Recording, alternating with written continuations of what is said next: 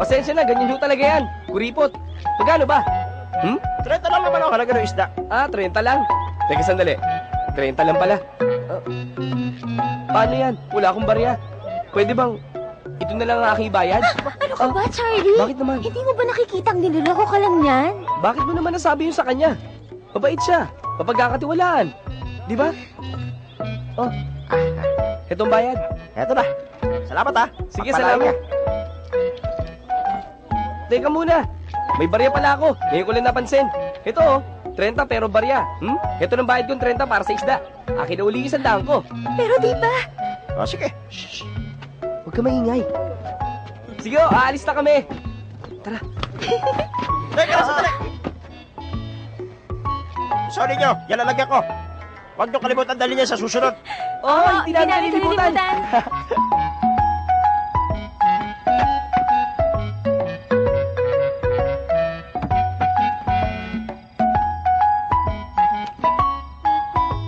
Bulaga, may balaki pala ka!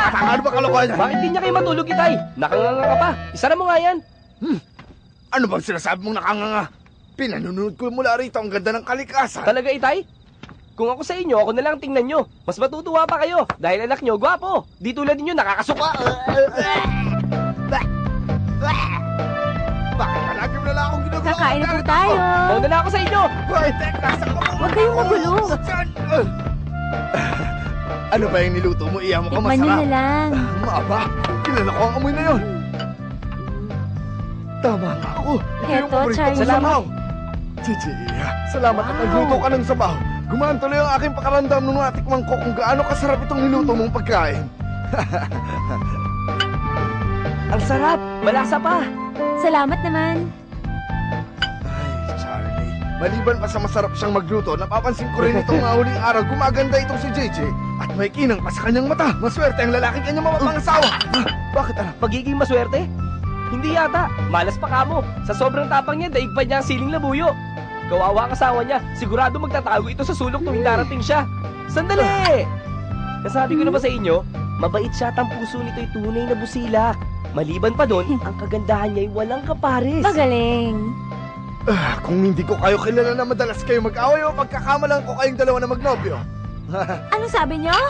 Bawiin niyo yan! Biro lang. Biro lang. Masama bang sabihin ko yun? Totoong bagay naman kayong dalawa.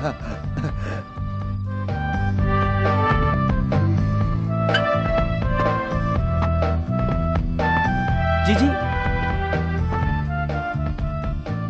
Anong ginagawa mo dyan? Nangangarap. Uulan kaya bukas? Hindi siguro ulan, wala namang bagyo.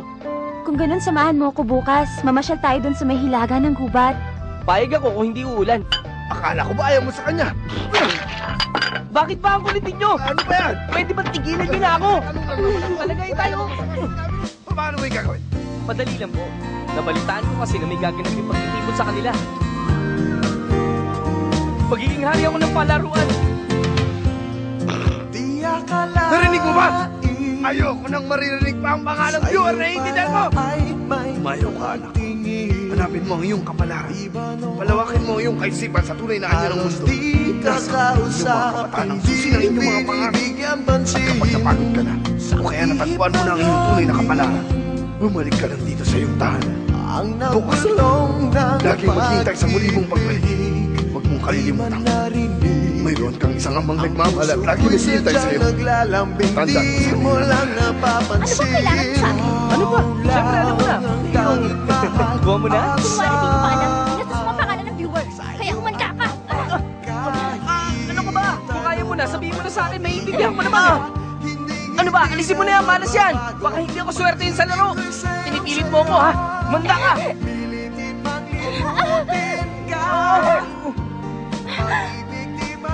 Bastos ka! Ano? Ikaw to humalik sa akin!